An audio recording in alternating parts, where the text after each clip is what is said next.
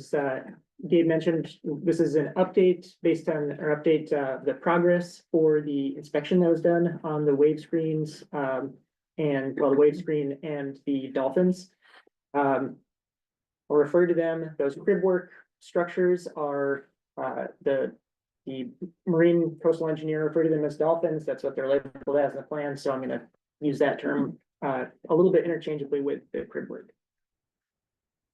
We've already gone around the table, so that box is checked, but the rest of the presentation is structured like this. I'll give an update on the status, a little bit of background on the site. Won't spend too much time on that because I think everybody is familiar with it.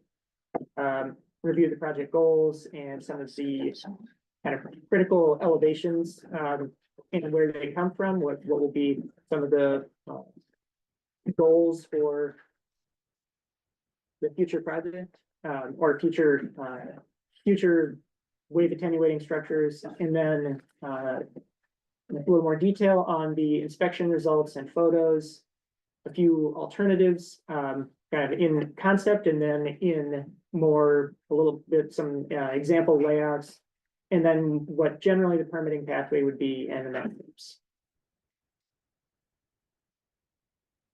So as of October, the inspection was complete. Childs Engineering performed the inspection. We received a draft report documenting the inspection findings in late December and have started identifying alternatives and have a preliminary engineering report in progress. That's kind of the final product for this grant scope. A little bit of background on the site quickly.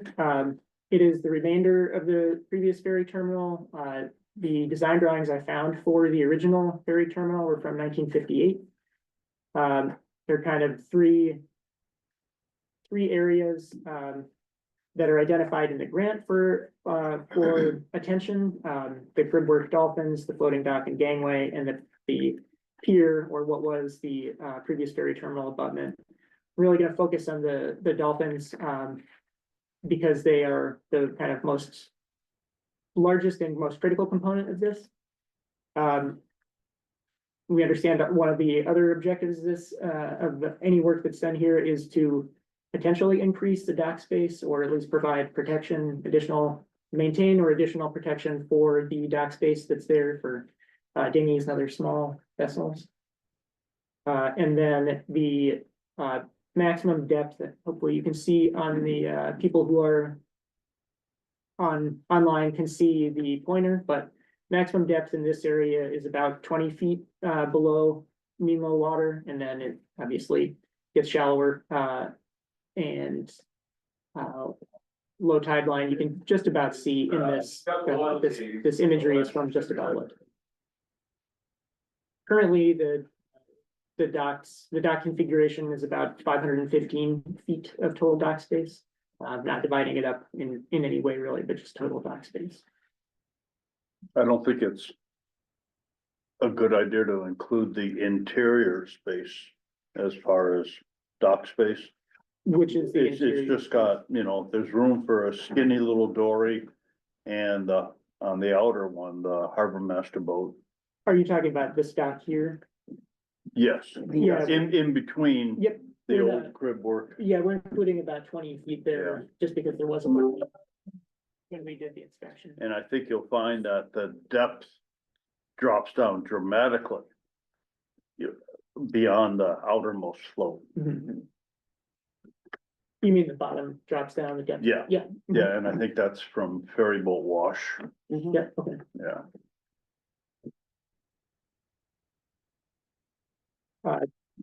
As we mentioned, this is the demolition plan from the new ferry terminal project in 1999. This dashed lines over here are the dolphins that were demolished as part of that project. So you can see kind of the center line of the old ferry terminal berth. And then the bridge, all the dash lines were demolished, and then the remaining structures are just on this side. All right, so and then kind of a little bit more background because I was able to review the plans from 1999 that had that actually had some additional dimensions on the crib work themselves. So we have decent plans of what is out there now. And then the geotechnical borings from the 1999 ferry terminal design show that there's about 10 to 15 feet of mud before you get to bedrock in the area of the existing ferry terminal. So you can see here, we didn't do any borings as part of this project, but these are right along basically those dolphins here, these three deeper ones, and then the bedrock is shallower as you move closer to shore.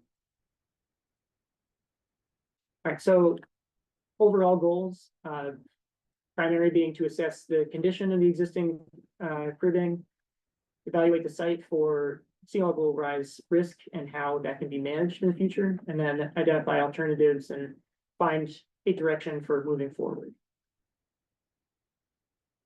A few critical elevations for us to keep in mind. The base flood elevation, so that's the FEMA 100-year flood map elevation in this area is 19, and that's a VE zone, so a wave impact or velocity zone. The end of the pier, basically the top of the gangway, is elevation 10.04, and then the top of the dolphins is approximately elevation 13. And so basically, the intent here is that to establish the entire area is within that VE 19 zone, and substantially all of these components are below that elevation, and I'll get into a little bit more detail in the next slide about some other kind of critical elevations.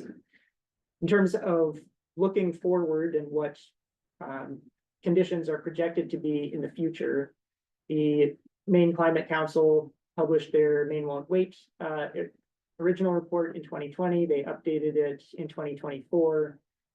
The projections for 2050 and 2100 and the basically commit to manage numbers haven't changed since 2020, but that those numbers are new since the Wood report was done. When they did their wrote that report, Maine Won't Wait document hadn't been published, and so there's some additional elevations in that report. But from this point going forward, I think it makes the most sense to be consistent with the Maine Won't Wait report, which has sea level rise projections of 1.5 feet for 2050 and 4 feet for 2100, compared to basically the period from, I think, 1995 to 2014, basically as the kind of baseline for those numbers.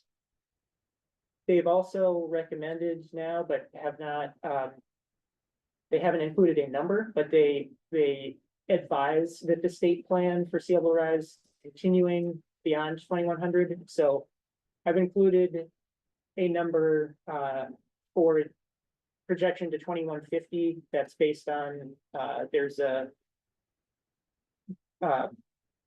a viewer that NASA has compiled with all the different projections from different federal agencies and global entities on climate change projection. And so kind of if you follow that commit to manage line for 2150, you'd be looking at about 6 feet above present day conditions. So there's some new terms on this slide to add kind of to the critical elevation conversation. The swell is the still water elevation. So that is in the absence of waves during a 100-year storm event. That's basically the level, that would be like what a tide gauge reads. That's what you might see at the Bar Harbor tide gauge or Portland. And so it's kind of essentially the average level. And then the base flood elevation is what incorporates waves on top of that. And so essentially, these base flood elevations and wave heights are based on a transect in the effective flood insurance study that goes just to the west of the ferry terminal, so it's not exactly in the right location. But that's what the area is mapped based on, and so they have calculated a significant wave height of approximately 20 feet. Now, one of the questions that I wanted to talk with you guys about is, there's been, I think some question about those numbers, and I reviewed the review that Ransom did of the new flood insurance maps in 2017, looking at kind of that significant wave height and questioning it a little bit. And maybe at the end of the presentation, I was really interested in what you observed for wave heights near the ferry terminal, because I have some suspicions about those numbers and how directly applicable they might be in that area. But regardless, these wave heights kind of are the best data that we have at this time, and there is not very clear guidance, or maybe any guidance, on how to project how wave heights might change in the future. And so the Maine Climate Council hasn't provided any guidance on that. I don't know of any good methods for doing that, because it's a pretty complicated phenomenon. So we're gonna use the same wave condition looking forward. Now I'm gonna move into the structural inspection findings. On that note, can I just say that, have you been on the Vinyl Haven weather station? That's right there. Mhm. And that, all of that data is now 4 years, I don't know how many years old, Mhm. but it does have that tide surges. And we certainly could give you that data. It Yep, exists. that it doesn't have the waves. Yeah. A wave. Yeah, that's It's really useful data, but it doesn't include wave heights. And it has the pictures. I mean, it The does pictures have are, in photos. this case, like Yeah. even. The white probably even more caps and- useful. Yeah. So, Yeah. Margaret? Yeah. What's been the worst that's been recorded? I couldn't tell you. I'd have to go back and look, but the history's all on there. Anybody can access it. On that weatherstation.com. Goes back to when we start, there's places that it stops because the power, we've had power issues down there with the surging of the power at the ferry, but it's far more consistent now. Is the station out past the dolphins, or I can't remember? No. It's in, It's right on the bridge, okay. and the sensor's right there. Yeah, the photos would be good for at least trying to. We have all of that data back, however many years, it's a long time now. And I have videos of Yeah. storms from the pilot house showing, when you're trying to come off the ferry, this is probably the last trips that they run, but you have to wait to get the ramp and to get Right. off. So you can actually see how much motion there is Yeah. Those would in be- those storms. Those would Been be, coming off the road on. I have some of those as well. I'm gonna keep going, but I wanna come back to that maybe at the end when we're discussing this. The findings, this slide has a lot going on it, but essentially the important thing is the assessment rates the structures from good to critical. And in turn, rates the condition from good to critical. It's a standard American or Association of Civil Engineers method for assessing marine structures. So the findings are looking at this photo facing kind of southeast. Dolphin 1 is the northernmost one, the closest, then Dolphin 2, Dolphin 3, etc., up to Dolphin 6, and then there are two stretches, or the wave screen is kind of divided into two zones. The first being kind of the northernmost, where the tide gauge is, and then just to Dolphin 2, and then the wave screen further down, closer to the actual ferry berth, is wave screen 2. I'm going to go in a little bit more detail in the subsequent slides, but to summarize, the Dolphin conditions are satisfactory to poor, with Dolphin 1 being the only one that's satisfactory and the rest are in poor condition. Some of the things that you can see, findings, obviously, confirm things you can see, the timbers, when a lot of them have section loss due to marine borers, so little invertebrates in the water that chew into the wood and eventually can get through the entire section and basically remove the entire like load bearing capacity. With missing timbers, especially under the water line, the riprap that is in the cribbing has started to come out, and so that's why you can see different levels of stone and different ones, because that material has fallen out of the bottom. And then some of the metal fasteners, the hardware is corroding and has pretty substantial section loss as well. And then the wave screens themselves, wave screen 1 here is in satisfactory condition, and then wave screen 2 moving down towards the ferry berth is in serious condition, and that was one of the photos I had. One of the earlier photos you could see, and again, that's pretty visible from the top. Then some of them, some of the bracing members are either missing or have really severe dry rot. That's above the water line. Based upon that, is it repairable or are you looking at replacement? Well, 2 slides, you have to wait 2 slides. just another minute or two. So a little more detail here, condition, Dolphin 1, satisfactory, that's the concrete Dolphin, so it's has not weathered as poorly as the rest of them. Dolphins 2 through 6 are the timber, all with minor to severe defects, most of them with soft timbers and section loss. A few of them, 4 and 5 have missing timbers, and those are the ones with the most missing fill. And then the wave screen, that I may never be able to stop sharing my screen, but we'll see. Wave screen 1, not actually too bad, but wave screen 2, a lot of marine borer damage and missing members and the severe dry rot. So that's actually, of all of the components, the worst condition. Photos to demonstrate these things. So Dolphin 2, that's the northernmost timber one. You can, it's maybe a little more obvious in person. You can kind of see it on this edge. It's actually tipping to the northwest.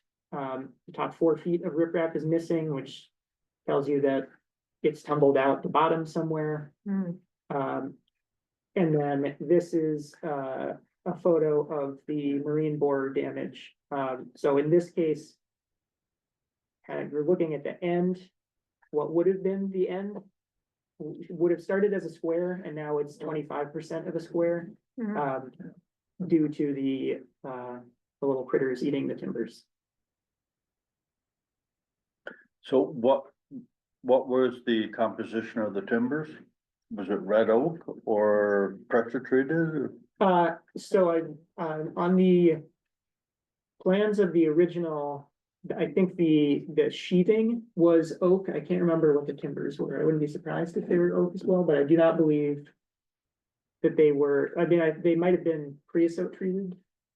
Could have been pressure treated back in. I would, yeah, 1958. I'm not Yeah. sure. It was, yeah, I think it would be creosote if anything. If They're that, big. Yeah, they're big. They're big, Big. and they. I mean, to Well, some they extent, were big. Yeah, Yeah. to some extent, they designed them with a little bit of loss, it accounted for, but not this much. And then here, this is Dolphin 5, so that the second from the bottom, looking with the kind of a view to the north. There's a pretty big void, about 10 square feet of a hole where the riprap is able to fall out. And then similarly, or in addition, connection hardware that's been exposed to, so as the timbers get smaller, more of the hardware is exposed, and you can see here, this is 40% loss of the cross-sectional area of the of this bolt here. The conclusions, anticipated life would be a maximum of 10 years. Wow. Kind of stable condition. They did recommend continuing to inspect it, given its condition, as long as it's there, every 4 years. And kind of the ultimate one is recommend removing it, because if one of these fails, the chances of it impacting the ferry terminal itself and the berthing area would would not be a good situation. Well, I hope we don't remove it, because we really need it. We'll- Get 3 slides. Yeah, Wait, we'll 3 talk slides. a little bit more about that. Couple more slides. Keep Guys, telling day us. I knew was It's trouble. not just going away. Uh, We're not just taking it. so a few more pictures. In this case, this is wave screen 2. These ones are called rub strip members. They've basically completely deteriorated below mean low water or have significant section loss. And then you can see the timbers connecting these rub strips are also have a pretty advanced dry rot. So I'm trying not to be go on too long about kind of the theory behind some of the alternatives, but we understand that the point of this is not just to understand what the condition is, and then if the condition is poor, take it away. So the intent would be to continue to provide, excuse me, in the future, at least as much or a greater degree of wave protection for the docks in that area that are currently protected by it. So the Dolphin and wave screen system is providing wave attenuation benefit, and so we don't want to lose that. So there are a few different options for replacement. Basically, to jump ahead on the answer to the question, they don't recommend fixing it. Basically, fixing it, then the report might get another few years, but it's not a long-term solution. Well, I would say a good preventative for anything collapsing towards the ferry slip would be to drive pilings Behind it. on that face. Mhm.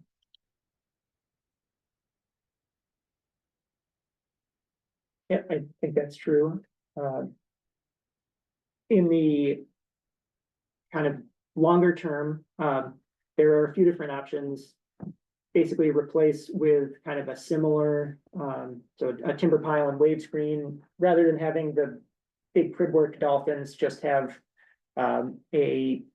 basically a pair of piles with a concrete cap on them, and then have a very similar kind of wave screen, which is that vertical, essentially wooden board network across the front.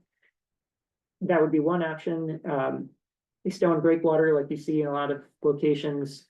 Another option, go into some of the advantages and disadvantages in a few slides.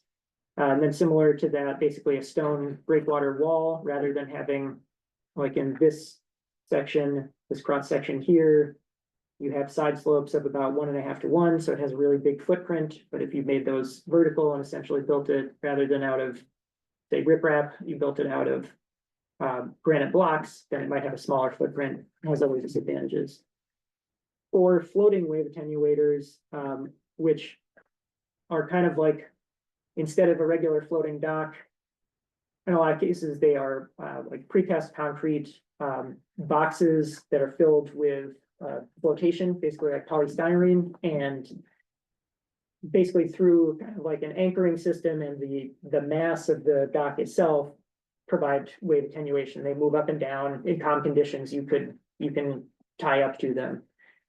They all kind of they provide the wave attenuation in a few different ways, basically. But the idea is that, maybe goes without saying, when there are large incident waves, so incident waves are waves on the outside, they are dissipated by whatever is there. In the case of the wave screen, it's kind of the porosity of the wall itself. And so some of the wave energy gets reflected back from the boards. Some of it gets dissipated by water getting kind of squeezed through those openings. And then some of it makes it under, and some of it makes it through, basically. And then with a berm like this, with the side slope that's pretty flat. The reduced depth as the wave approaches actually causes the wave to break and reduces the wave height that way, so you get a lot of protection if the water level is below the top, but you even get some wave attenuation when the water level is over the top of it, because it has broken the wave and reduced a lot of the wave energy right over the structure so that there's less on the inside. And then these floating wave attenuators, it's essentially the wave energy, in this case, the waves coming from the right. There's a little bit of reflection off of the face, but really what you're doing is dissipating the wave energy by this large mass having to go up and down. And so some of the energy will also pass underneath, but essentially on the inside, you wind up with, in the design conditions, much less wave height.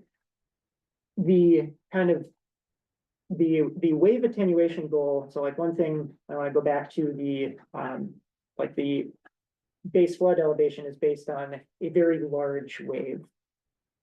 None of these measures are going to say take a 20-foot wave and make it a 6-inch wave on the inside of this. They're probably not even going to take an 8-foot wave and make it a 6-inch wave on the inside. So there's two different things. It needs to be designed to still be there after the 20-foot wave or whatever that design wave is. But then it also will be designed for what wave height and period it can provide basically a calm sheltered dockage for on the inside.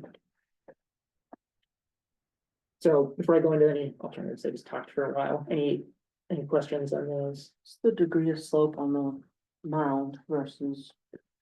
The mounds are typically like 1.5 to 1, so. Yeah, so if we're talking about a depth of, say, a maximum depth at the end of it at low tide of 20, and then we're trying to go up to, say, elevation 10 or 15, that total height is now 30 feet, which means on each side, you're going out 45 feet. So the total width is now close to 100. So that's a real distance. Yeah. Thank you. Do you even have that much? Well, If you don't have the From the dock old, there. from the yeah, new right, pen to the, if you lose your dock space. if you take some of the docks out, because you've got to be that bottom of that slope has to be offset from the ferry terminal, so it just not pushes everything. Yeah. So the timber pile and wave screen system, which is similar to what's out there now, just without the dolphins, the big structures. Kind of in section, you'd have a pile like this at an angle, a vertical pile, and then a cap, and then the screen is here. Yeah. And then the face of it looks like this with the vertical rep strips. what's a lifespan for something like that? Can't be as long as what we have now. Well, and given the condition of what you have now, You just need him to dive and clean them every year. yeah, I think the lifespan. I Have mean, to wait till May. Yeah, speaking pretty generally, the lifespan of these might be something like 25 to 50 years, kind of depending on maintenance probably, and replacing the members that deteriorated and generally taking care of it. Got a question. Yeah. Given your expertise in all these different designs, how do you rate what the Proc Marine did on the outer? They did like a wave or a wave break or, wind break kind of thing Mhm. with just pilings and timbers. No cap on the top. Mhm. Is that, what's the effectiveness of that? Well, I don't know very much about it specifically. Well, you might wanna look at Yeah. that because it's, Where is it? On the outside of He's the new talking about pen. the outside of the new pen, yeah. Oh, gotcha. And not, from the, not the very outermost there's dolphin, much. but as you're coming in, Mhm. they, the yeah. ferry captains would tell you it's not It's worth not. much. Right, not worth Not much. worth much. they have trouble. Doesn't, But there's it- waves inside the pen. It could have It does been, not it could have stop the been wave. filled in a little It's more. very wide. Yeah, Yeah. it's not, doesn't do much. I wouldn't even really call it wave breaks. But I wouldn't, They don't call it. They No. said this is But- useless. but getting away from the potential looking at the bottom diagram there, the cross section. I would say the cap is probably gonna be the most expensive part of that. And the other one, you know, the one that Proc built, I mean, it takes the brunt of all the weather, south and southwest and west, sorta. But it, you know, it's holding up well. And, you know, if it comes down to removing the cribs, I think something like that and maybe, you know, a little bit tighter fit. Than what what Proc did Mhm. would work just fine. And you'd have your guide poles, you know. I think, It won't know, work if- as if good you're as looking at- solid stone, for sure. well, The stone really, you look on the other side of that and it's so you're flat. thinking like In the pin another itself, Rockland, it's you're like thinking this. like another Rockland breakwater? No, I'm just saying the two are definitely very, very different. Yeah. Yeah, Again, the and- Proc's a I mean, really I'm wide concerned about spacing. Yeah. any kind of a rock wall based on what the storm surges, the power of these storm surges and the amount of rock and the size of the rock that they're moving now that. So if I was you, I'd talk to Proc and see if they improved that design at all. Yeah, I would like to, need to learn more about what they did there. A couple of kind of relative advantages and disadvantages, certainly compared to, say, the sloped, breakwater has a smaller footprint. It's not, particularly complicated construction, driving of piles, and then maintenance definitely would be required. There are a lot of individual pieces, but they're, again, relatively accessible, given that they're above water generally. And then disadvantages, but basically, once you have a pile cap on there, you're kind of fixed with the height. And compared to some of the other options, it is relatively costly, because it is it's labor and materials. It's certainly more complicated than dumping stone. And so there is definitely a cost associated with that. Oh, there's my slope, sorry. There it is. The stone breakwater, so there are a number of different kinds of cross sections for this, and so these are just kind of sections that are stolen from the Army Corps of Engineers did kind of like a survey of all of the breakwaters that have been built in the New England region in the late 80s. And so I took a few of the ones that are in Maine. This one is, these sections are from the Kennebunk breakwater, and where they've got a bunch of different components. So they have kind of a stacked block wall with a pretty significant like battered face, but not a 1.5 to 1.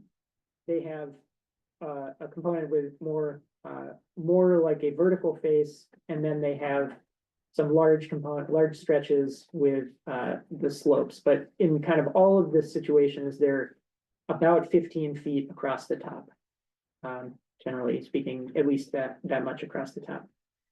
Some of the advantages, there's more to it than just dumping a pile of rocks in the water, but the design is relatively straightforward. You need to have a core component, potentially a bedding layer, and make sure that those rocks are big enough. So we could be talking about 2 to 3 ton rocks, big rocks, and then a kind of an outer layer, and kind of based on the footprint that you start with, generally speaking, a fixed top of it. So once you build it, if you want to make it higher, generally you also have to make it wider.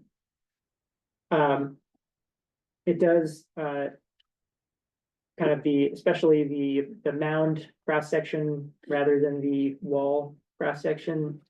Even if some of it has failed partially, it tends to still retain some effectiveness. And then, but the kind of the disadvantages are that it's obviously a lot of material and a very large footprint. And then one of the kind of major disadvantages of the vertical orientation is that kind of, I described how the different types dissipate the wave energy. With a vertical wall up until the point where the waves are going over it, it is reflecting essentially all of the wave energy. And so with how close it is to the ferry terminal, that would need to be very, very careful and probably really limit the use of that kind of orientation in that location. Whereas like your screen is open, so part of the water goes through the screen, nothing goes through it here, so it just bounces back to them. Yeah, the kind of the oversimplification of how they are kind of rated is the wave transmission. And so the wave transmission is what makes it, say, from the outside to the inside, but then kind of the difference between what makes it from the outside to the inside has to either be reflected or absorbed somehow, and the wall doesn't do much in the way of absorbing, it's just pushing it right in. So the last type is a floating wave attenuator. There are many different kind of applications of these or different styles of these, but for the kind of the exposure in this location, the precast concrete would be the most likely option. Again, it's hollow, generally filled with flotation in case it leaks. So if it fills with water, it doesn't sink. And then either anchored with piles or with an anchoring system with essentially large anchors on the bottom, kind of in essentially all directions, but especially in the directions where kind of the primary waves are coming from. And some of the advantages, you're not actually impacting as much of the bottom, so you've still got your impact to kind of the ecological resources is less. A little bit of flexibility with the location, more so than probably the others, but it's still moving these is would not be an easy task, but is probably easier than moving a breakwater or moving the wave screen. And then one of the benefits is that they can be used as docks in calm conditions, especially on the inside. Generally speaking, you could use it as a dock even in kind of somewhat rough conditions, but on the outside, you wouldn't want to have anything out there in any kind of sea really, because they will just get pretty beaten up.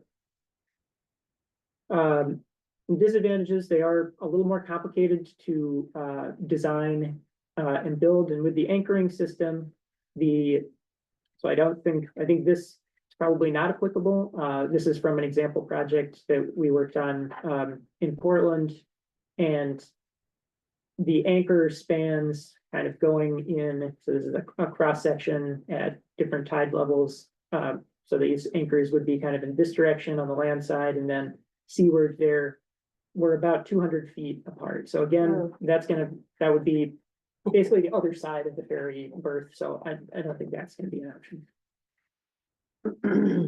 So a few concepts of each of the different types. And one important note on these sketches is haven't gotten the kind of the surveyed location, but there is an Army Corps of Engineers federal project limit in this location. So we need to stay a certain distance. You need to keep anything permanent out of a certain offset from that Army Corps project limit. So that kind of limits the extent. How many feet is that back from the? It's 48 feet. 48 feet, wow. Either 45 or 48. It's based on the depth of the channel that they maintain here. So I think it's a 15 or 16 foot channel, and it's 3 times that channel depth.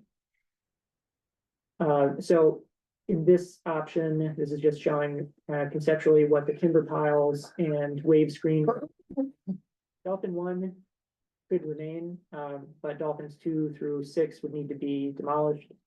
And, so this is showing, this is the extent of the existing dock. Could be extended, or if the wave screen essentially went to the same extent as the existing Dolphins and wave screen, you could still extend the dock by about 60 feet from where it is now, and add a couple of finger docks on the inside of it. Can we do that? Would that impact the buying station Those next finger- to it? But we get to go over in front of the terminal, so it is all state property water. Yeah, They I haven't was just invaded wondering into if that. yeah. So, yeah, that's definitely a question, You've got but boats on the other side. they own it, so. Ferry boat Right. pulling out. The state owns You it. Come Yeah. out there, Yeah. or even do with the ferry boat once Yeah. backing up They keep going Oh, this more is and on the more other into side. it. Outside. on the inside. There This may is be a moment of This is where the reckoning. ferry comes. That's your existing Yeah, walk I got down. you, I got So you. Kevin, point out the existing walkway that's. yeah, comes this out. is, well, this is the ferry berth, the bridge, and then the old ferry pier. Ferry terminal building is up here, Right. gangway comes down here, and then this is I the don't know. floating dock. And you've got the So red other right than at the existing. financial, Yep. other than financial, obviously, I don't know. what is I the, don't thought on Dolphin A lot One? of floats over there. I mean, what do we get by leaving it versus replacing it? Why we do everything else? I understand that it's in decent shape, but it's not in great shape, so.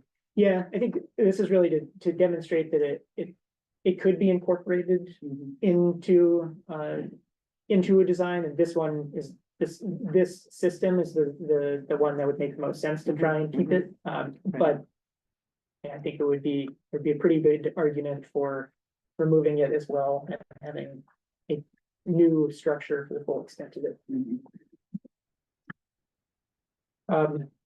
Been talking mostly about the Dolphins, but also just mention, the pier in the top of the gangway, I noted that elevation is 10. Really, I think any of these options, they're not essentially, or they're not necessarily linked directly. These kind of wave screen, wave attenuation items. But looking ahead to, I mean, even present day, but looking ahead to higher sea levels, this pier would need to either be raised, presumably it was not designed to just build additional concrete on top of it, but raising that access point elevation to probably at least elevation 12 would kind of get you above the 2050 sea level rise, just the still water component, not the wave component. But that would get you above that and be designed in such a way that then you could continue in the future to build on top of it, but that is. But we're in state I was territory gonna say there. Yeah, that- that's all of not- this is state yeah, we're owned. not showing that, but kind of in the interest of a little bit of continuity with the investigation that was done by Wood, which looked at all of these Yeah. things. They all kind of work together. If you've got, And the state's not looking at raising that parking lot at all with this new design, but. not as that much I'm- as they're, yeah. well, they are. I did, talking to the Well, they didn't wanna raise Yeah. the Main Street bridges either, Yeah. so I mean, they're not gonna. Trey's working for the company that's doing it. Oh, interesting. So connection wise, it would make sense, but definitely a separate project. And then roughly the footprint of the breakwater with the mound cross section. As it gets deeper, it gets wider, and with the toe of the slope, we want to stay out of the offset from the federal project when they're. If we were looking at the entire thing, you know, adding some dock space, but it seems like that's maybe not an option. But to try and counteract, because in this case, you're losing all of the dock space that's there. So to try and counteract some of that, you could add another finger dock there if that could be negotiated. And it's a lot shorter because the toe of the slope has got to be within that, Right. so you lose so much of the top. It was the first thing I thought was. Any thoughts about angling the floats a little bit more towards the buying station so that the inside becomes usable? No, we had tried not to move any of the existing floats, and Let's talk about that. you, If you're tearing down the old crib work. Yeah. And, you know, the footprint of a new design might be less. So, you know, if you gain 5 feet. Of angulation. You could potentially make, you know, what's that space in between the new. oh, you're talking about this space in here? No, right alongside the floats on the outbound side. Well, that's all gonna depend on what the system you, public flow. you pick, because, you know, you've got a lot of space in there. It's up to whether or not you wanna angle the ramp down, cause you can swing it any way you want. But that's the decision of what this wall looks like is, if it's like that, there's no room at all, we've taken all the You're space. gonna lose all of that. if you My do- question is a hybrid. I mean, Mhm. could you do the big mound outside where the biggest pressure is? Going in, I don't mean this one, I mean, actual sort of a wall with a Mhm. lot less slope. And then work your way in and do the mound where you don't take all the space. And then just do a hybrid of these systems where you're not gonna lose all of this space, because that outer piece at this slope, you're way inside of where the new dolphins are, and you're gonna lose a lot of the wave break. Right. It's so far in. Well, I would look at a hybrid of all of these systems. I mean, maybe that outer one is the floating. Mhm. And then you start in with, you know, on the inside, just do the loose, bigger stone, so it's cheaper. Mhm. And then somewhere, the transition, go That's a good into idea. a wall. Yep. Cause we Yeah. have such small space there, Yeah, Give her a limited job. space. it's really. Give her a job. She's got it. I'm retired, thank you. I think that is a definitely a good idea for us to kind of like try to combine some of these. The greatest, you know, the greatest wave energy, typically when they are designed with like different cross sections, it is the wall is kind of sheltered behind a mound a little bit, so Yeah. like. The out where the water is deepest and the waves are the highest is where you get actually more from the mound. So there's the combination of kind of like design factors Yeah. might take up less space, but ultimately provide a little bit less benefit. So that would be Yeah. one, We just don't wanna lose the whole, Yeah. I mean, we Yeah. could do a little less benefit because we can't replace what's there because of the cost. But we can't lose it all, cause, right. well, has anyone talked to Right, we Inland? They don't should have be any. paying for some of this. We're protecting all of their waterfront. It's just pretty amazing how much it protects them. Well, this whole side of the harbor for that matter, Mhm. but, yeah, that's a scary image right there. It's like, oh my God, I didn't realize that you Well, were if the so state- limited If the in where state you had could built a go. similar structure when they built it, Yeah. we wouldn't have to even put one in. It would be Yeah. there. Well, thankfully, somebody was smart enough to keep the state from tearing it out, because that Right. was the initial plan, was to tear out the whole thing, so. Somebody in the town at that point. It was kept me. Kept it Yeah, it from was doing definitely that. Your idea? I phoned from, Yeah, I Buxton can't or remember Gray, who wherever I was living. initiated that conversation, but yeah. I think it was a combination. So moving on to the next alternative. The wall. This, I think because, so the advantage obviously is the smaller footprint, but. I think the risk essentially of reflecting wave energy into the ferry terminal area really doesn't make this a very good option. But if it were something, I'm trying to think about what you were just describing, are you thinking that it's kind of the wall section? and Back then there, Transitions, yep. Yep.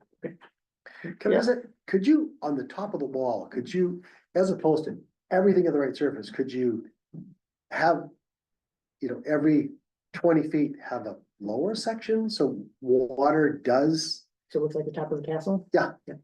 so it does let some water pass through, so maybe stop the reflectivity? Yeah, so then it's kind of like using a little bit of the same principle as the wave screen, so. With rock. I don't know that I've seen that before, but we could definitely include, like, that could be an option. It's gotta be less reflection, right? It's It would, gotta yeah, have to be definitely. less reflection. And what about not having it straight? I mean, if it came out at the same angle as the existing pin and then turned, so it wasn't actually bouncing it back directly into the ferry pin, so you actually had a turn in it. I don't mean a sharp one, but some shape to it. It would be pushing it not directly back at the ferry pin. Particularly on the inner piece. Yeah. Just change that angle a little bit. One, you wouldn't be losing as much space if you came out in the same angle as the existing Okay. So pin. you're Take talking it about to taking it more? and then turning Yeah, it that way? yeah. No, I'm talking about the existing pin that we're using now. Yeah. Stay in line with that until you get to the end of where their concrete is. And then turn it to in town. So that Yeah. it's, So the whole thing kind of follows more like yeah. that. Yeah. Yeah, Yeah, so that we don't lose so much space on Mhm. that, where we might be able to do a two-sided float. Yeah. Which is what Peter was getting at Yeah. earlier. It really is a need. yeah, I think that also is an option. I think the proximity to the ferry terminal will be Yeah. the Yeah. biggest Yeah. challenge to that. Are we and, talking to the state about any of this? Do they even know we're doing it? Well, their state is paying for it, and so they know what you're thinking. One hand is Yeah. talking about it, but the other hand may not. Talking to you before we talk to anybody Yeah. else, feels like the right thing to do is talk to you first. Yeah, That was our yeah. plan. Can they keep you from working too close to their, I mean, I'm just curious, like code wise or their interest wise, are they gonna let us work within 5 feet of their piles? We haven't asked him yet. Yeah, just a question, because I know Yeah, how it's a- difficult it's they can definitely a good be. I mean, I was thinking the same thing coming in on the ferry, looking at just how close Yeah. that southern. I mean, Pratt does an incredible job at separating all of that. I have to give him a lot of credit, but And there are places that are even tighter than this and Yeah. people get work done. So yeah, I think it would be a practical challenge, but maybe more of a an administrative. I was gonna say it would have to be, jeez, delicately. Yeah. So then.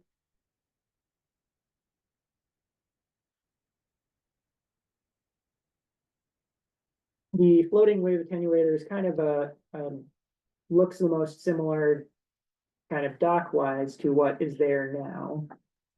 But with the dolphins and wave screen demolished and extending the floating wave attenuator out basically to the limit of that offset there.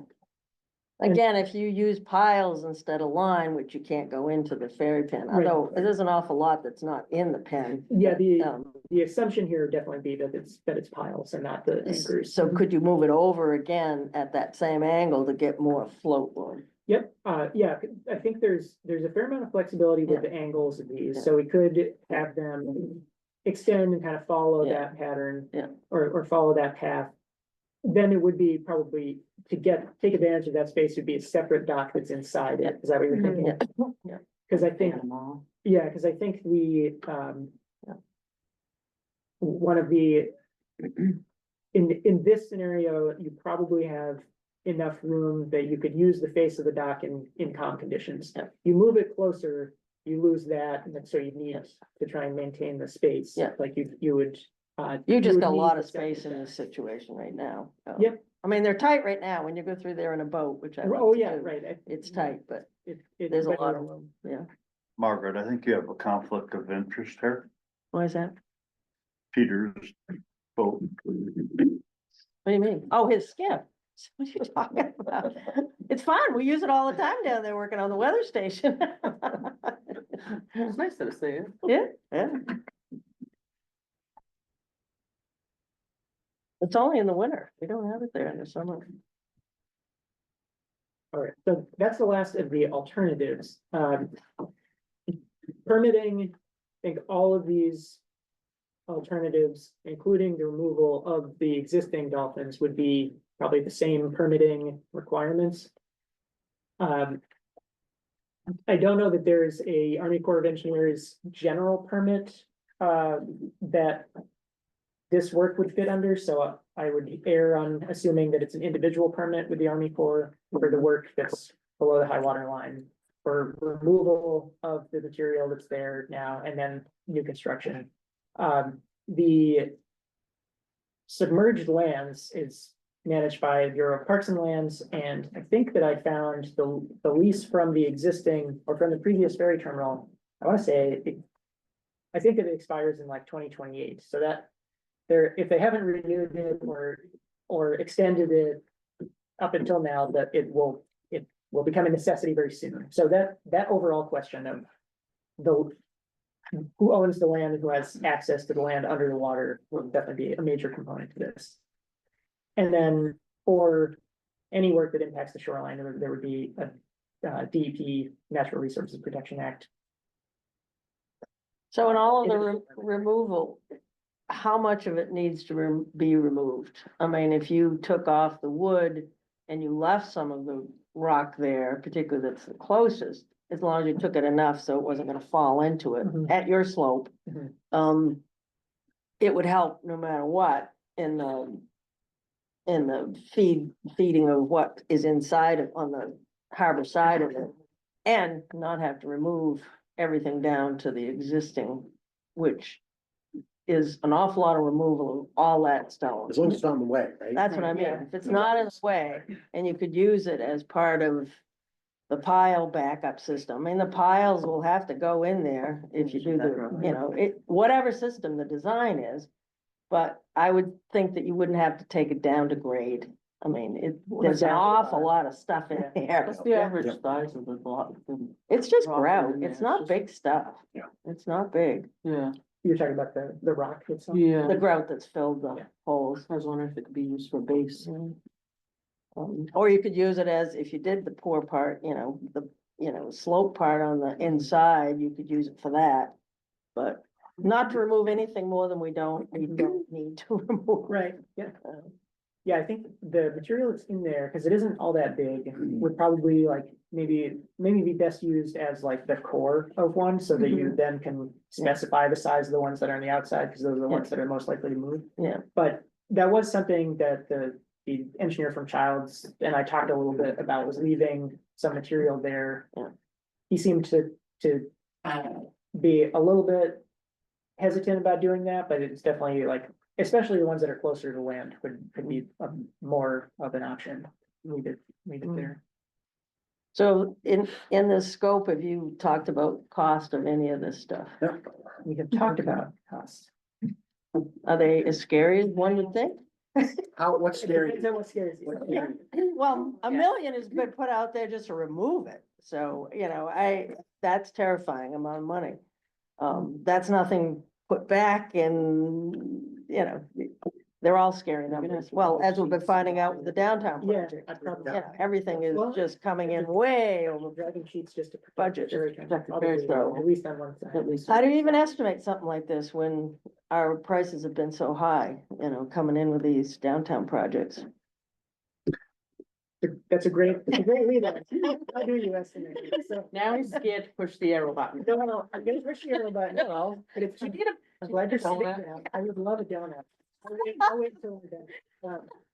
The Sugar fix. Yeah, it's a good thing you're sitting down, I think. yeah. The prices right now are based on our discussions with the coastal engineer who did the inspection. But before the report is finalized, we're going to discuss them with Proc and get a better idea, based on a contractor's opinion as well. So. Hold on to your seats. Summary. So the existing condition. Yeah, to remove in its entirety. is gonna be in the neighborhood of $1 million. Gosh. Of the replacement alternatives, the timber wave screen, and these are really kind of relative costs at this stage, but the timber wave screen is actually probably the most expensive of the three options. It's probably one that the state would allow the quickest too. It could be, because it is, but it is a lot of piles and a lot of timbers. Right. But relatively low impact and pretty controlled, right? You know where the pile's going, and kind of, you know exactly what you're gonna get from that. The stone breakwater mound, is maybe a little bit misleading in its relative cost, because it's limited by the extent of the You're grade. getting a lot. You lose a lot less, So yeah. we Small. have, yeah, right. So smaller footprint. You so. can't go as Yeah. far. And then the wall, I think based on labor and more specific materials, is probably more expensive kind of on a per length basis. I'm shocked that it's the same as the floating though, or that's. I expected everything to be about double. quite I frankly. expect the floating to be cheaper than that. Don't give them anything but Chris. $1 million, oh no. So which is the longest life? Breakwater? Probably the breakwater. But they also need maintenance. Yeah. Yeah. Those ones elsewhere in the state get, I mean, it seems like, every 20 to 40 years, there's some reasonable degree of maintenance that needs to be done on those as well. Which would probably, will that be, I mean, that, I would assume that would mean barge, crane, Yeah, and yeah. 'Cause it- Lots of barges. Maintenance, yeah, maintenance. pretty costly. Yeah, maintenance means a barge to put more material on it. It basically means just And that will also, either pushing it around or piling it up. rather than deflect, it will actually reflect energy back, the Well, most energy. Is that the correct? wall Wood, section. yeah. The mound actually will reflect the least and probably provide the most protection on the inside, Mhm, kind of unfortunately. Yep. For the lack of space that's available. Right. You ever seen one of these floating wave attenuators? I have, actually. There's one right in front of our office. It was kind of interesting to watch it go. You ever seen one? Some construction. I think that's right. I was on that project. Oh, yeah? Yep. So for the wall one, could you have it, the angle going toward the ferry pin, so you're not pushing it straight Mhm. back into it, and a wall on the other side? Right. I To mean, increase to reduce the footprint, exactly. Another, Yep. hybrid. And that's how some, Yeah. or I wouldn't say a lot necessarily, but quite a few of the details that I found were just like that had a vertical side on the inside and a much bigger slope on the outside. So that would be positioned somewhere out where the sewage outfall is? No, No, No, I think they The would, wave actuator? way over here. They Sewage would- outfall's way over here. yeah. Pardon? Sewage outfall's like way On this over- side of the pin. over here, Yeah. down here. Somewhere. Right, well, that's where the sewage outfall is. Well, I mean, that's an interesting point. All of these have been kind of predicated on. But then you still have to deal with demolition of what's there now. Yep. All of these options are for essentially Still gonna be a maintaining, $2.5 million project. Demolition, so I think the whole, so this is the first draft, right? So it's the first, so it Yeah. isn't finalized, so it's like, when you talk about demolition, it's like, We're not gonna What's- vote on this? what's, not today. You want to certify your voting, show your card, make sure you can vote, but anyway. don't go there. So, on this, like, there's a amount of demolition that you need to do, so it won't impact the ferry terminal in the future, right? So like, when you're talking about what can you leave there, you'd have to demolish enough so that any further decay wouldn't fall into the way, right? So that's that's kind of a minimum demolition you do. Yeah.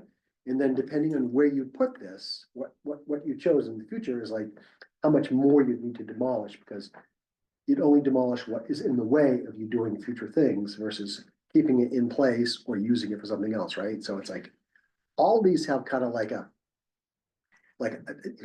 band, like when you talk about $1 million, well, that $1 million doesn't consider you're gonna leave some things in place. Mm.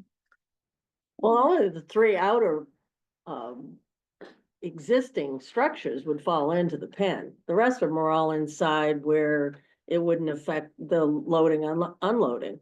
I mean, we've just started taking measurements of low tide, extreme low tides. And when is it gonna affect the ferry? Because the high tides are now. I mean, at some point, they're gonna affect the loading and unloading as well.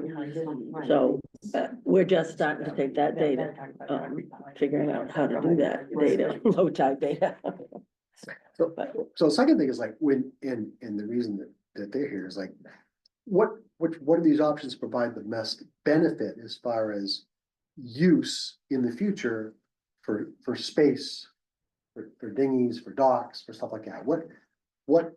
Because ultimately, that'll impact the choice Well, too. somehow it needs to be angled and, a hybrid system would definitely be useful to see. To get inside, like Peter was talking about, and be able to use Most- both yeah. sides of those floats. And- Right now, it's really hard to do.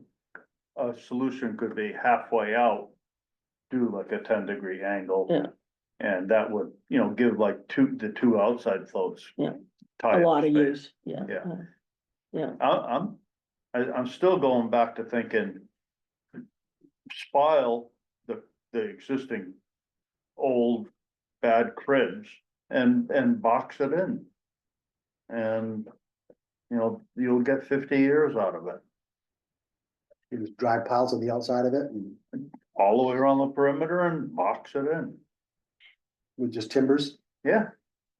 And Second. you'll still maintain, you could eliminate all the wave breaks or wind breaks that are there now and then just reconnect it again, and. with what? with You'd your have to board. have something between them. Pardon? With what Yeah, are you yeah. talking about? Well, Connectors? something similar to what's there now. Yeah. All you have to do is bridge across. But it. what's the base look like on the bottom of that? Can you get piles even close enough to Well, those cribs? One of the very first diagrams showed 9 feet down to bedrock. Right. No, I'm talking not down, I'm talking out, because those have, I mean, when you row in there, you got things that are sticking up that are structural in front of those piles, so you couldn't get very close to driving piles to the face of those But I think structures. the only place you're seeing that is right at the base of the ramp, that one. Yeah, I think, I have not seen that. you think you on can the put a outer. pile right up against that existing structure, all the way around? Potential. I think putting it all the way around would be possibly not advisable, because then you've basically got a wall right up against the ferry terminal. And that's going to, right now. The waves just can the- go through. But just the rock piles themselves, not where there's. Not in between. Not So in when between. you're saying them, around no. them, you're not talking about, So like, why- basically enclosing the whole thing, No, just cribs. the rock, Just around- to read. Dry piles on the outside, bigger cribs. just around each of the individual ones. exactly. Correct. Yeah, that's what would I recommend. understand he's talking about, yeah.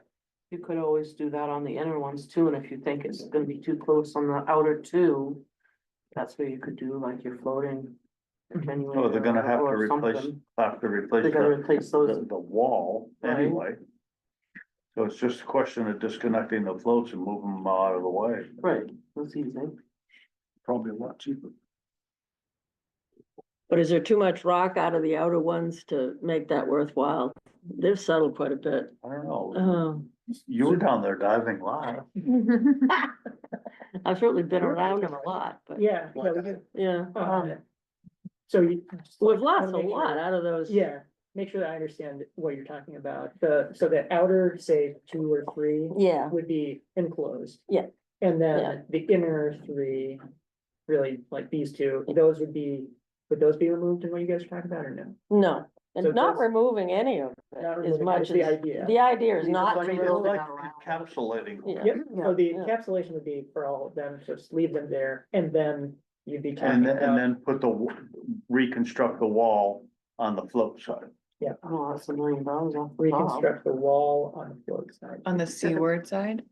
No, on Like, the, what's there. yeah, So the way. you could put, well, there's not enough room to put it on the sea side Oh, I see. because The we're wave up screen against part, the yeah. I think fair, that's what you're new saying. ferry pen. Pretty much what he's saying is replace the existing condition On the after you put permitting piles thing all the there, way we around it. forgot to include. No permits. What a conundrum. No donuts. Well, it's early yet. I mean, there's a lot of discussion needed. There's been no people here? This is, We're we're just here. talking about the crib work. Oh, I thought this was the meeting, so, okay, sorry.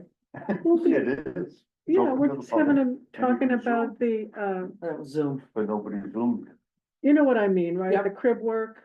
The old Uh, fairy pin. We have a grant, to do a planning grant, to see what we should do with that. crib work. work? Yeah. Ferry? Yeah. So Yeah. with the engineering background, which would you recommend the most?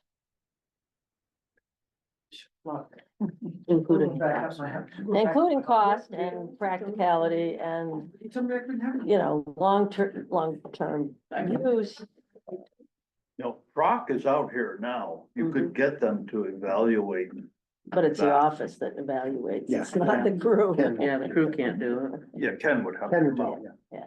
And we've talked to Ken, so. But he'll probably be out supervising what they're doing now. So the wave attenuator, floating wave attenuator is kind of. Seems to us internally to be maybe the most appealing of these options. But the encapsulating them is definitely something that we will consider further, especially with childs and see if they have ever encountered that before. And It's if just there's too any bad risk, to lose what we have. Yep, if because there's it's any risks that we're not massively- It's a variation on one. Yeah, On one, Yep. we were removing it, putting piles down with a pile cap and putting a wall out, Yeah. right? And Yeah. all we're doing is Yeah. we're not doing that. We're just driving piles around the existing crib work, filling it in and putting the wall out. Mhm. Which is basically a variation of one. yeah, I mean, it'd be nice to fill them back up again so that we're not having that structural, not having the rock there. Yeah. On the outer two. If if you're not losing it out the bottom anymore, it'd be nice to actually have it back. Yeah. For wave break. I suspect the biggest challenge with that will be how close can you drive permanent piles? Yeah. Because I think piles to protect the ferry terminal dolphins would be different than piles that are driven to be there forever. Yeah. And so can you do that? There's not much room Yeah, there, but there is. there is not much. room there. You'd be amazed Mm. at how good Proc is at, But the state, whether the state will allow it, we Well, be they'd want thinking it about. because it yeah. would be saving them from having the rock fall into it. There is that. well, we But could, that's kind of we why I could- mentioned the intent of the floating on the outer Yeah. end, just. we could do a As a- temporary succession from the state. There you go. I Here we think go do in again. Canada. Rat. Yeah, Think so? Mm. Yeah. Canada sounds good. And then become the 51st and a half state, or would that be the 49th?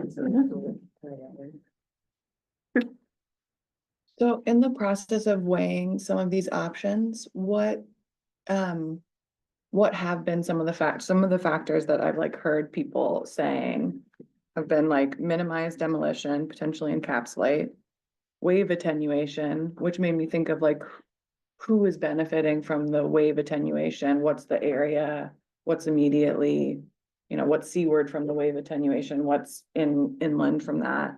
And then, And then increasing dock access, and that would be like both the space of dock access and also presumably like the access window, like the amount of time that people would be able to move in and out, reducing the reflection back into the ferry, potentially like reducing shore erosion or undermining of infrastructure for the ferry.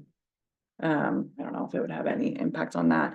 And then I was also thinking of like protecting ferry from waves, which is, in the existing structures, but is there a reason why structures further seaward from the ferry haven't been considered as an alternative? Is that because of the sewer output, or what is the? Mean to go out the harbor more and put a breakwater system in. Yeah, and then have just a dock inland. What has that been looked into, or is there a reason why? We have talked about that, actually, some of the previous reports. When, the harbor management plan and I think the work that had been done, in the coastal grant back in 2016. Had suggested looking at a basically, well, a breakwater seaward of the ferry terminal to protect the ferry terminal in particular, but would also provide protection beyond that. So we have talked about that, but only in broader concept, because that becomes a larger conversation that probably really becomes a project of the DOT at that point. Because I think that the fundamental purpose of it would then shift from providing protection to the area that's enclosed right now to the ferry terminal. Right. And then there is a kind of a little bit of, however it gets designed, if you were to say have a breakwater that's out here and goes all the way to the end of the ferry berthing area, you do lose a little bit of the protection the farther away from it you get. So it would be the most calm, like in this example, it's the most calm immediately behind the barrier. And as you move the barrier further this way, you potentially lose some of the benefit in this area. But But you're attenuating higher waves You- with the mound. most versus likely some of you the- would, yeah, because that would be, you lose some of the area limitations, so like. But when they were designing the new pen, they wouldn't even talk about it. Yeah, so that was So- one of the kind Yeah, of questions I they wanted to just talk wouldn't about. even They, talk about they it. weren't, they had no appetite No for appetite for for it, anything from no. that. No. Was that Norton's point? Yeah. From coming out there and Yeah. building a. What a year bigger was that? breakwater? Year was Two the thousand new, six. That's a long time ago. I imagine. They, that it- no. they they're haven't even changed their worse. mind. They're even, Matter of fact, they've gotten worse. they're worse. Yeah. They do not care. They just don't, they don't have the money. If you plan on going to They the don't have state the for money to anything, care, to do a right. ferry service, forget it. Hmm. So it sounds like that's kind of a non-starter. Well, it doesn't hurt to ask, you know, it never hurts to ask. Who the heck is sitting in that chair this week is different than it was years ago. And the reality is they have to be facing it. They've been able to ignore it up till now. And they, you know, they cancel trips now because of tides. So at some point, they're gonna have to raise the shore end of their ramp to be able to serve the islands. Or not, they do. Or are not, or really not, interested yeah. in serving the island. They're gonna put them all on the mainland, so Right. we, you know, don't have them anyway, So it but won't be a problem. Is there, you said they don't operate when tides are high enough. Is there a like sea state that they can't? when you have Mm-hmm. a extreme high tide, the bow of the boat's too high for the ramp to hit it, Boats are and you, not Oh, considered- yeah, that part I definitely. Yeah. You mean when the I mean, waves? if the waves are. oh, they cancel because of weather, because it's dangerous for people. It's not the Yes, boat that's yeah. dangerous. Okay. I mean, we have been on the boat, like she said, and I remember I had a town dump truck on the ferry probably a year and a half ago. Mhm. And when they got in, the slip was coming probably 3 or 4 The apron was feet. jumping The off. apron was Yeah. coming Yeah. off. And they, you pull sit it, and they there pull you up to it and they and tell you. to grab, wait. and you wait, and the minute Yeah, they that- go like this, you mat it Oh, and my get off the God. boat. It was. And I it was hits the almost- back end of you. I was almost throwing up. I was so scared. Yeah, And they cancel if it's Yeah. that bad, that they get stuck out there and had to unload the boat, you know, they would not choose to do that. Gabe, just. could someone- MDOT is willing to do projects with communities if, oops, I lost if it. communities bring funding. to You the- can talk, Gabe. I guess We'll that let was you another talk. question Yeah. of just like, so the I don't think she permitting wants process, to. the funding No, you can talk. process of doing a replacement project within that existing footprint is just much more attainable than Yeah, there's a- beyond that. And then within that, are there like specific priorities of the project, like that needs to be or that people are interested in for replacing just within this, like how does? Well, it goes back, I didn't hear the very first part of what you said, but it goes back to the original agreement between DOT and Vinyl Haven. It said they didn't, because we wanted to keep access. Yeah.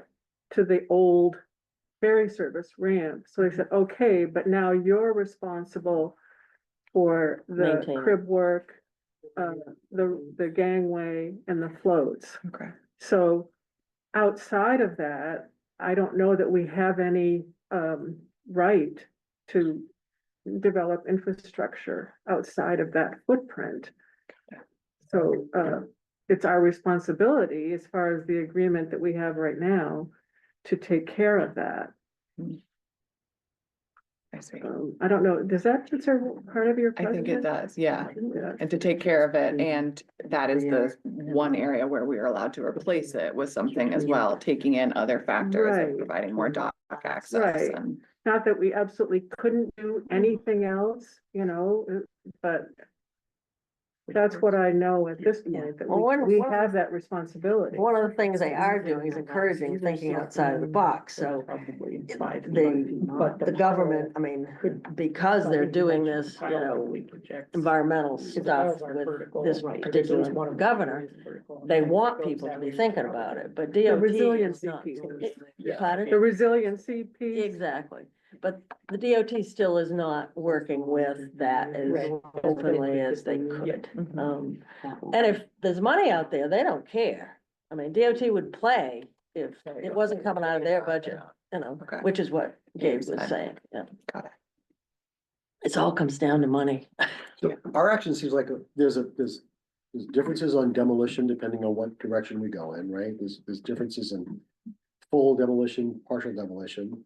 We've talked all about hybrid, we've talked about different alternatives of hybrid, looking at some of those things and kind of mix and match a little bit to see what better serves. We still want to make sure we've got as much use from a dockage standpoint as we possibly can to be able to get good dockage, you know, not imperil dockage. Mhm. Which one of the things that all of them need some sort of shape, you know, following the existing structure in some form, so we're not losing everything behind that. I know it's easy to go straight out to do any of those, but it, No, angles, The space is- hybrids or angles, I think, are the same, like Yeah. hybrids or angles, stuff like Yeah. that. And the last one is to see if we can do a variation on the first option we had there, which is driving around those existing dolphins and seeing if we can do selective demolition and then, you know, build the wall and back of that and see what that looks like as from a cost standpoint, and if that gets you the right kind of attenuation. That feels like those are the action, that's what we aim to get out of today, was just to hear some thoughts about what do you, works. And do you think 10 years is realistic? I think it's less than that.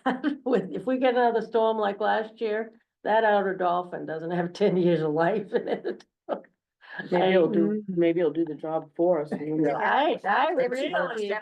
I was shocked to see that they said there was 10 years of life in that. I think that is, I trust their opinion, but that is a difficult thing to predict, right? That outer one is a mess. Yeah.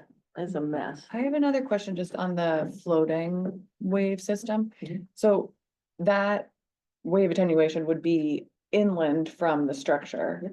So unlike something where there would be piles and piers seaward of a dock, if the floating structure was the dock, that reduces the window of time that people have access to the dock because there's nothing seaward of it to protect it.